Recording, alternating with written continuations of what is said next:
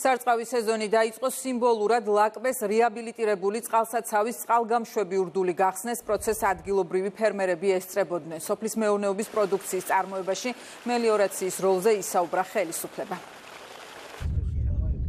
მელიორაციას და მიწის მართვის გაუმჯობესებას, ირიგაციას, დრენაჟს გადამწყვეტი მნიშვნელობა ენიჭება სოფლის მეურნეობის განვითარებაში და სამინისტრო გააგრძელებს სამმართველობით აქტიურ მუშაობას. მნიშვნელოვანი ობიექტი შეემატა ჩვენ სოფლის მეურნეობას და მიაწვდის წყალს ფერმერებს. რეაბილიტირებულია მისი ტექნიკური ნაწილი, ეს იქნება ჰიდროტექნიკური ნაგებობები თუ წყალსაცავიდან გამონაწილებელი ქსელამდე მიმყვანი მილსადენი.